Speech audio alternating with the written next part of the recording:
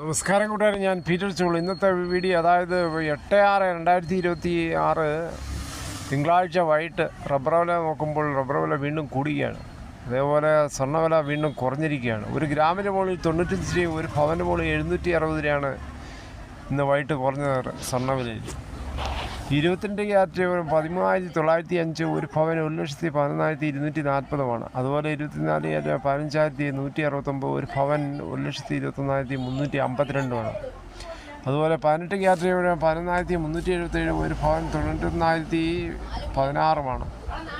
ഇതാണ് വൈകിട്ടത്തെ സ്വർണ്ണവില. സ്വർണ്ണം വാങ്ങിക്കാൻ പോകുമ്പോൾ സ്വർണ്ണത്തിൻ്റെ പരിസ്ഥിതി ഉറപ്പാക്കി വാങ്ങിക്കാൻ ശ്രമിക്കുക. കടയിൽ പോയി സ്വർണ്ണം വാങ്ങിക്കാൻ പോകുമ്പോൾ GSTയും പണിക്കൂലിയും വാറ്റ് ചാർജൊക്കെ കൊടുക്കേണ്ടി വരും അവിടെ.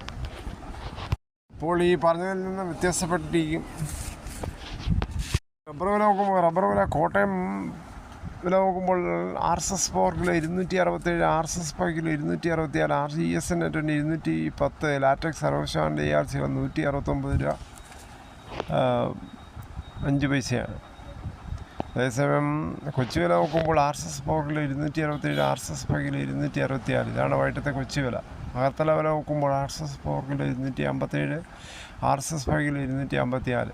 വില നോക്കുമ്പോൾ RSS 1 300 രൂപ 92 പൈസ, RSS 2 290 രൂപ 17 പൈസ, RSS 3 297 രൂപ 57 പൈസ, RSS 4 296 രൂപ 69 പൈസ, RSS 5 296 രൂപ 25 പൈസ. ഇതാണ് വിദേശ വില. ഈ ഇന്നത്തെ സഹ്യാദ്രി റബ്ബേഴ്സ് പ്രൈവറ്റ് ലിമിറ്റഡ് പുനലൂരിൻ്റെ വില നോക്കുമ്പോൾ RSS 4 kilo 260, RSS 5 kilo 255, loose 249, lot 207. ഒട്ടുപാൽ നോക്കുമ്പോൾ 146 മുതൽ 154 രൂപ.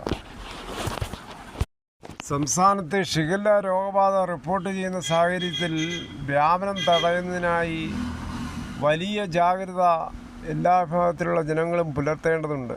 അതിനായി ആരോഗ്യവകുപ്പും തദ്ദേശ സ്വയംഭരണ സ്ഥാപനങ്ങളും യുദ്ധകാലാടിസ്ഥാനത്തിൽ പ്രതിരോധ പ്രവർത്തനങ്ങൾ നടത്തിക്കൊണ്ടിരിക്കുകയാണ്.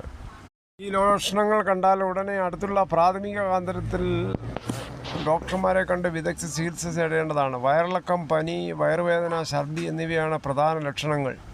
കുട്ടികളെയാണ് പ്രധാനമായിട്ടും ഇത് കൂടുതൽ ബാധിക്കുന്നത്. രോഗലക്ഷണങ്ങൾ കണ്ടാൽ ഒട്ടും വൈകിക്കാതെ ആശുപത്രിയിൽ പോവുക. ചികിത്സ അരുത്. ഡോക്ടറിൻ്റെ കുറിപ്പില്ലാതെ മെഡിക്കൽ സ്റ്റോറിൽ ഓടിപ്പോയി മരുന്ന് വാങ്ങിക്കരുത്. കർശനമായും ഡോക്ടറെ കണ്ട് വിദഗ്ധ ചികിത്സ നേടുക. മലിനമായ ജലത്തിലൂടെയും ഭക്ഷണത്തിലൂടെയുമാണ് ഈ ബാക്ടീരിയ പ്രധാനമായി പകരുന്നത്. ശരീരത്തിലെ ജലാംശം നഷ്ടപ്പെടുന്നത് തടയാൻ ORS ലായനി, കഞ്ഞിവെള്ളം, കരിക്കിൻ വെള്ളം എന്നിവ ധാരാളമായി കുടിക്കുക. ചെറിയ കുട്ടികളിൽ രോഗം ഗുരുതരമാകാൻ സാധ്യതയുള്ളതിനാൽ കൂടുതൽ ജാഗ്രത എല്ലാവരും പുലർത്തേണ്ടതാണ്.